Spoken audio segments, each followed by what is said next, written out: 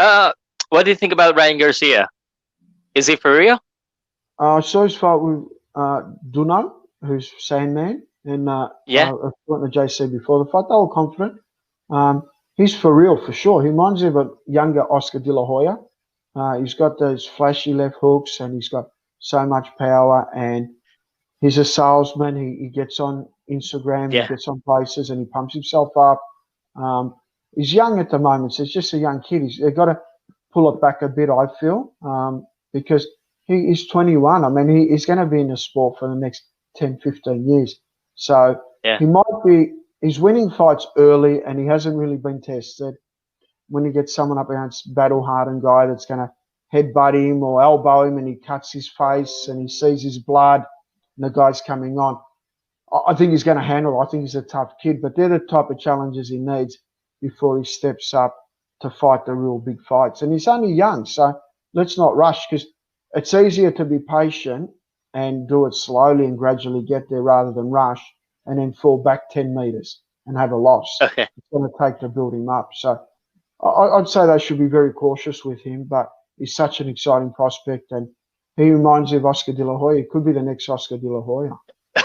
As a promoter, I'd like to ask you this: just pretend you're the promoter, because Ryan Garcia he is like Oscar, but he's fighting Oscar publicly Yeah. because of the money issue.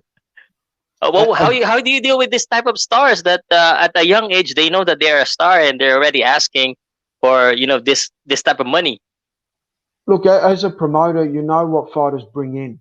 They know. They do the maths. They know what demographics, pay-per-views, but he's got a massive following in Instagram.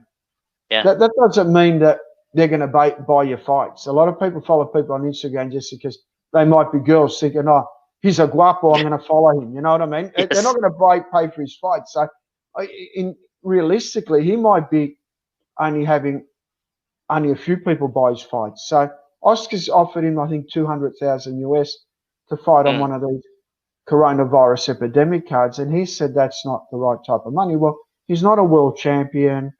He's still only 21. He hasn't brought anything to the table yet. Oscar is going through an epidemic himself, trying to put promotions on, and he hasn't been successful. Only Bob Arum has. So right at the moment, it's hard for someone like Oscar to do the balancing act, because he's trying to be real and he can't give ridiculous money to Garcia. And Garcia feels that he's not my promoter. He's really against me.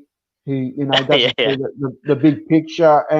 But if I was Oscar, I'd probably give him the extra money, because you need to keep fighters like that happy, and you need to keep him on your side, because, I mean, he's got big fights against Lomachenko, Lopez, whoever. I mean, he might move up in weight, fight Adrian Broner. Who knows? There's so many fights for him coming up.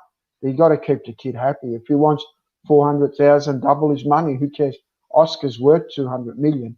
Obviously, he can find the money and make him happy while this epidemic's here, because you got to keep the fighters happy. If he thinks he can go somewhere else, he's going to go somewhere else, and that's what's happening at the moment. And you can't afford to lose fighters. I mean, Oscar had Tyson Fury early on, so I mean, a few of the promoters haven't really invested to keep a fighter. Sometimes you've got to see the long-term future of a fighter and wear a loss early to keep him later in the career, if you know what I mean. And that's the way I see it. I think you should give him the money and keep Ryan Garcia happy. POWCAST Sports. If you're new here, don't forget to subscribe and hit the notification bell.